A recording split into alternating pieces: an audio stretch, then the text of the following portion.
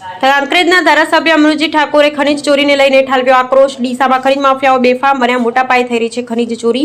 ખાણ ખનીજ વિભાગના અધિકારી અને ખનીજ માફિયા ઉપર લગાવ્યા મિલીભગતના આક્ષેપ। ખનીજ માફિયાઓ નદીમાં ખનન કરે અને ચોમાસામાં એ ખાડાઓ લોકો જીવ ગુમાવે છે। ભૂમાફિયાઓ સરકારનો ડર નથી, ધારાસભ્ય લેખિત મુખ્યમંત્રીને કરી રહી છે રજૂઆત। બ્યુરો રિપોર્ટ ભરત ઠક્કર, ડીસા। સાહેબ, ખાણ ખનીજને લઈને અનેક પ્રશ્નો છે, જિલ્લામાં અનેક વાર ચોરી પણ થતી હોય છે અને વિવાદમાં જ રહે છે, શું કહેવું? આ બાબતે વારંવાર જિલ્લા સંકલન, તાલુકા સંકલન, સચિવ કક્ષાએ માન્ય મુખ્યમંત્રી સુધી પણ મેં આ વાત કરી છે।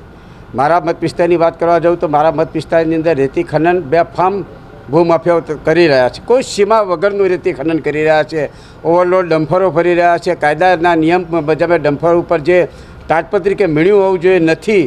અહીંયા પણ આજે મેં જિલ્લા સંકલનમાં કહ્યું છે અને મેં વાત કરી એ પ્રમાણે પર્યાવરણનો નાશ થઈ રહ્યો છે। પર્યાવરણના સાથે સાથે બિન અધિકૃત જે ખનીનો થઈ રહ્યા છે એ ખનીની અંદર ક્યારેક દાંતીવાડા ડેમમાંથી બનાસ નદીમાં પાણી છોડવામાં આવે ત્યારે સમગ્ર બનાસકાંઠા જિલ્લાની અંદર નિર્દોષ માણસોના મૃત્યુ પણ થઈ રહ્યા છે।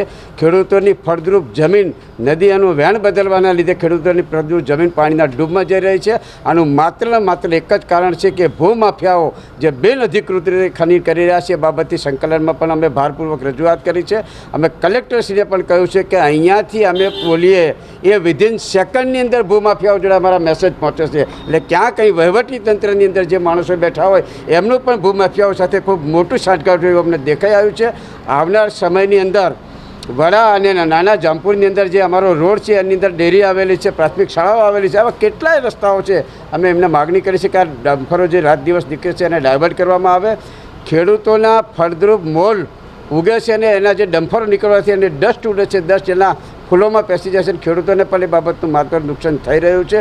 વહીવટી તંત્ર આ બાબતથી મિલીજુલી હોય એવું મને સ્પષ્ટપણે લાગી રહ્યું છે, નહીંતર આ ભૂમાફિયાઓ આટલા બેફામ બને નહીં। મેં કહ્યું સાહેબ, તમારા વહીવટી તંત્રની ગાડી ઉપર જો ભૂમાફિયાઓ જીપીઆર સિસ્ટમ લગાવી શકતા હોય તો બીજું તો શું ન કરી શકે।